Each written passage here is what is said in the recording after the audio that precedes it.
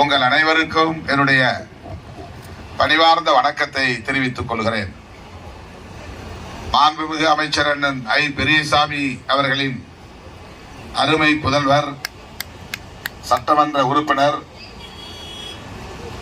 அன்பு சகோதரர் ஐ.பி. செந்தில்குமார் அவர்களுக்கு ஆதரவு கேட்டு உங்களை தேடி வந்திருக்கிறேன், நாடி வந்திருக்கிறேன்.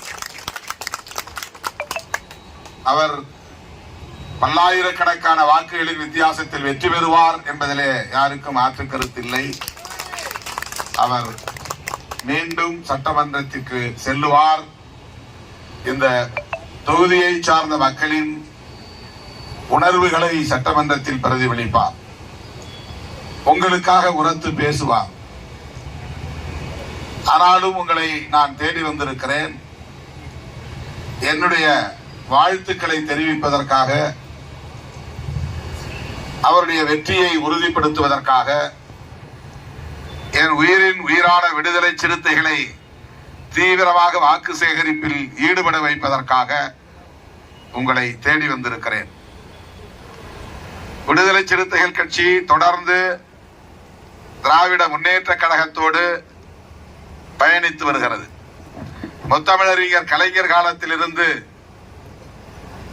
விடுதலை சிறுத்தைகள் கட்சி திராவிட முன்னேற்ற கழகத்தோடு சில ஆண்டுகள் தவிர இந்த 25 ஆண்டுகளில் பெரும்பாலான தேர்தல்களில் திமுகவோடு இணைந்து பயணிக்கிறோம். அதற்கு காரணம் பெரியார், அண்ணா ஆகிய மாமனிதர்களின் கொள்கைகளை உள்வாங்கிக் கொண்டு விளிம்பு நிலை மக்களுக்காக போராடுகிற ஒரு இயக்கம் திராவிட முன்னேற்ற கழகம் என்கிற புரிதலின் அடிப்படையில் தான் நான் மாணவ பருவத்திலிருந்து திராவிட முன்னேற்ற கழகத்தின் அனைத்து போராட்ட நடவடிக்கைகளையும் கவனித்து வருகிறவன்.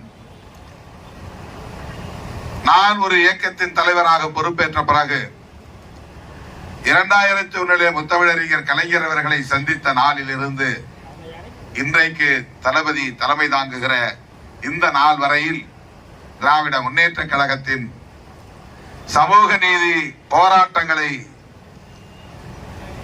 பார்த்து வருகிறவன் என்பதை தாண்டி அவர்களோடு இணைந்து களம் கண்டு வருகிறவன். இந்த தேர்தலில் கூட எப்படியாவது விடுதலை சிறுத்தைகள் கட்சியை கூட்டணியில் இருந்து வெளியேற்றி விடலாம் என்று பலரும் முயற்சித்தார்கள். என்னிடமோ ஆசை காட்டி பார்த்தார்கள்.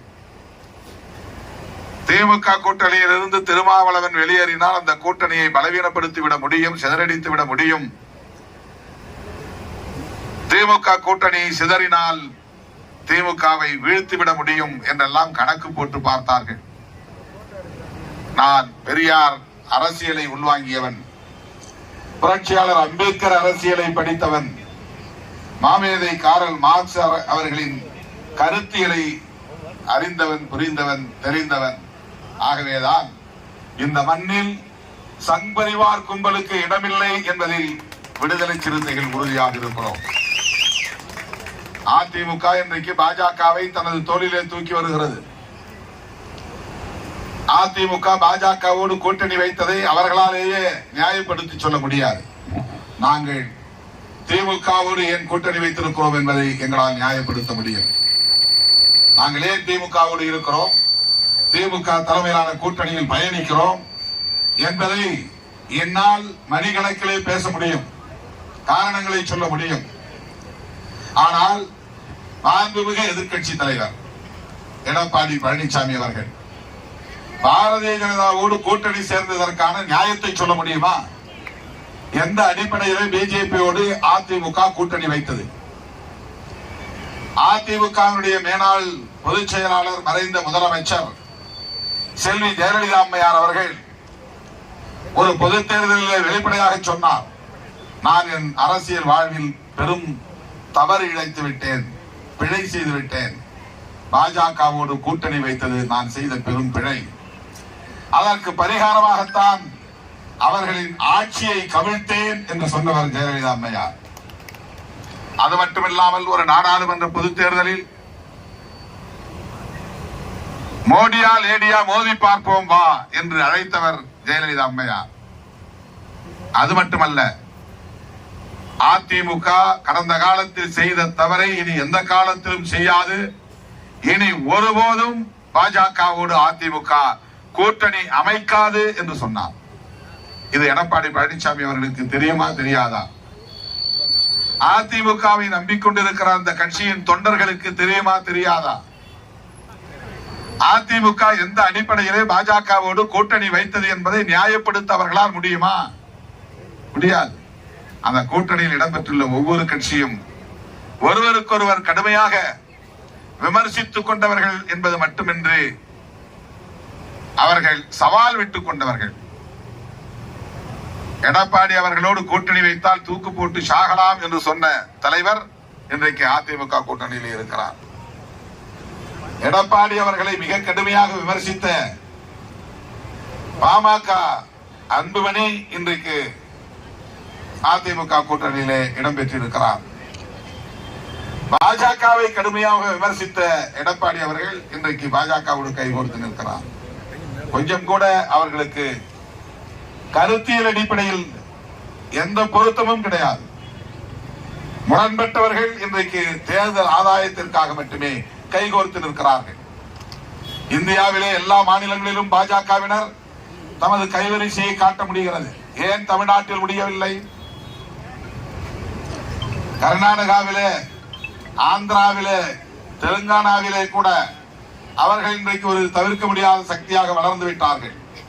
ஆனால் எனக்கு தெரிந்து 25 ஆண்டுகளாக அவர்கள் எவ்வளவோ முயற்சி செய்தும் தமிழ்நாட்டிலே அவர்களால் காலூன்ற முடியவில்லை. அதற்கு காரணம் அன்றைக்கு இருந்த தலைவர்கள் முத்தமிழறிஞர் கலைஞர் அவர்களும் மறைந்த தலைவர் ஜெயலலிதா அம்மையாரும் என்பதை யாரும் மறுத்துவிட முடியாது. ஜெயலலிதா அம்மையாரோடு நமக்கு முரண்பாடுகள் உண்டு, விமர்சனங்கள் உண்டு. ஆனாலும் அவர் பிஜேபி தமிழ்நாட்டுக்குள் வரக்கூடாது என்பதிலே தெளிவாக இருந்தார். அந்த கட்சி தமிழ்நாட்டில் வளர்வது தமிழ்நாட்டுக்கு நல்லதல்ல என்பதை உணர்ந்திருந்தார். அப்படிப்பட்டவரின் வரிசையிலே வாரிசாக வந்து இன்றைக்கு அதிமுகவை தலைமை தாங்கி வழிநடத்தக்கூடிய திரு எடப்பாடி பழனிசாமி அவர்கள் எந்த அடிப்படையிலே பாஜகவோடு கைகோர்த்து நிற்கிறார்? 27 இடங்களை அவர்களுக்கு தந்திருக்கிறார் என்பதை எண்ணி பார்க்க வேண்டும். ஆனால் இன்றைக்கு நாம் இந்த திமுக கூட்டணியிலே இடம்பெற்றுள்ள கட்சிகள் ஒருவருக்கொருவர் சில நேரங்களில் முரண்பட்டது உண்டு, விமர்சனங்கள் செய்தது உண்டு. ஆனால் அடிப்படையில கைகோர்த்து நிற்பதற்கான பொருத்தம் இருக்கிறது. கருத்தியல் பொருத்தம் இருக்கிறது, கொள்கை பொருத்தம் இருக்கிறது, கோட்பாட்டு பொருத்தம் இருக்கிறது, மதச்சார்பின்மை என்பதில் நாம் உடன்பட்டு நிற்கிறோம். அரசியலமைப்பு சட்டம் புரட்சியாளர் அம்பேத்கர் அவர்கள் வகுத்தளித்த சட்டம். அந்த அரசியலமைப்பு சட்டத்தின் உயிர் மூச்சு கோட்பாடுகளாக பன்மைத்துவம், புளூரலிசம் இருக்கிறது. செக்யூலரிசம், மதச்சார்பின்மை இருக்கிறது. பெடரலிசம், கூட்டாட்சி தத்துவம் இருக்கிறது. ஃப்ரெட்டர்னிட்டி, சகோதரத்துவம் இருக்கிறது. லிபர்ட்டி, சுதந்திரம் இருக்கிறது. இவையெல்லாம் அரசமைப்பு சட்டத்தில் உயிர் மூச்சு கோட்பாடுகள். அதிலே மிக முக்கியமானது மதச்சார்பின்மை. மக்கள் எந்த மதத்தையும் சார்ந்திருக்கலாம், எந்த கடவுளையும் கும்பிடலாம், மக்களுக்கு அந்த உரிமை உண்டு. ஆனால் டெல்லியிலே இருக்கிற அரசாங்கம் எல்லா மதங்களையும் தம் மதங்களாக கருத வேண்டுமே தவிர ஒரு மதத்தை சார்ந்திருக்க கூடாது, இன்னொரு மதத்தை எதிராக பார்க்க கூடாது. பிஜேபியினருடைய அரசியல் என்ன? வெறுப்பு அரசியல். யாருக்கு எதிரான வெறுப்பு? முஸ்லிம்களுக்கு எதிரான வெறுப்பு, கிறிஸ்தவர்களுக்கு எதிரான வெறுப்பு. வெறுப்பு அரசியல் என்பது அரசமைப்பு சட்டத்திற்கு எதிரானது. ஒரு மதம் சார்ந்து பேசுகிற நிலை. வெறுப்பு அரசியலையும் மதச்சார்பு அரசியலையும் அவர்கள் உயர்த்தி பிடிக்கிறார்கள். அரசமைப்பு சட்டத்திற்கே எதிரான கூட்டணி பாஜக கூட்டணி. ஆகவேதான் திராவிட முன்னேற்ற கழகத்தின் தலைவரான அண்ணன் தளபதி ஸ்டாலின் அவர்களின் தலைமையில் ஒன்று சேர்ந்திருக்கிற கட்சிகள் 2016 காவிரி நீர் உரிமைக்காக யாத்திரை பயணம் மேற்கொண்ட நாளில் இருந்து இந்த நாள் வரையில் ஒரு கட்சி கூட வெளியேறாமல் கட்டுக்கோப்பாக இருக்கிறோம். கொள்கை அடிப்படையில் ஒரு கட்சி கூட. புதிதாக கட்சிகள் இங்கே வந்து சேர்ந்திருக்கின்றன. இந்த தேர்தலில் தேமுதிக வந்து சேர்ந்திருக்கிறது, எஸ்டிபிஐ சேர்ந்திருக்கிறது, மனிதநேய ஜனநாயக கட்சி சேர்ந்திருக்கிறது, வீரத்தமிழர் கழகம் என்ற முத்திரையர் சமூகத்திற்கான கட்சி சேர்ந்திருக்கிறது, சீட்டே இல்லாமல் பல கட்சிகள் சேர்ந்திருக்கின்றன. ஆட்சியிலும் பங்கு தருவோம், அதிகாரத்திலும் பங்கு தருவோம் என்று சொன்ன விஜய் அவர்களோடு போய் யாரும் சேரவில்லை. அதிகாரத்தில் பங்கு தருகிறோம் என்று வெளிப்படையாக அவர் கூவி கூவி அழைத்தும் கூட யாரும் போய் அவரிடத்தில் சேரவில்லை. அதிமுக கூட்டணியில் இருந்த தேமுதிக அங்கிருந்து விலகி திமுக கூட்டணியில் சேர்ந்திருக்கிறது. எப்படி இந்த தலைமை, திமுக கூட்டணியின் தலைமை ஒரு கொள்கை சார்ந்த தலைமையாக அல்லது மக்கள் நலன் சார்ந்த தலைமையாக இருக்கிறது என்பதற்கு இந்த கட்சிகள் எடுத்த நிலைப்பாடே ஒரு காரணம். எனவேதான் விடுதலை சிறுத்தைகள் கட்சி அண்ணன் தளபதி அவர்களின் கைகளை இறுக பற்றிக் கொண்டு பெரியாரும் அண்ணாவும் கட்டி காத்த சமூக நீதியை, முத்தமிழறிஞர் கலைஞர் அவர்கள் கட்டி காப்பாற்றிய சமூக நீதியை வலதுசாரிகளால் பலியாக விடாமல் தடுக்கும் நோக்கில் பாதிக்கும் மதவெறியர்களுக்கும் இந்த மண்ணில் இடமில்லை, விரட்டி அடிப்போம் என்கிற நோக்கில் இன்றைக்கு அண்ணன் தளபதி அவர்களின் கைகளை இறுக பற்றிக் கொண்டு பயணிக்கிறோம். இந்த கூட்டணி 200 இடங்களில் வெற்றி பெறும். அண்ணன் தளபதி அவர்கள் உறுதியளித்திருக்கிறார். முதல் காரணம் இந்த கூட்டணி பலம். எதிரே நிற்கிற கூட்டணி பலம் இல்லாத ஒரு கூட்டணி, வெறும் முரண்பட்டவர்கள் ஒன்று சேர்ந்திருக்கிற பொருந்தா கூட்டணி. நம்முடைய கூட்டணி கருத்தியல் சார்ந்த கூட்டணி, கொள்கை பிடிப்புள்ள கூட்டணி, கோட்பாட்டு பிடிப்புள்ள கூட்டணி, நடைமுறையில் பொருந்துகிற கூட்டணி, வலுவான கூட்டணி, எண்ணிக்கை பலம் கொண்ட கூட்டணி, மக்களின் பேராதரவை பெற்ற கூட்டணி. எனவே முதல் காரணம் கூட்டணி பலம்.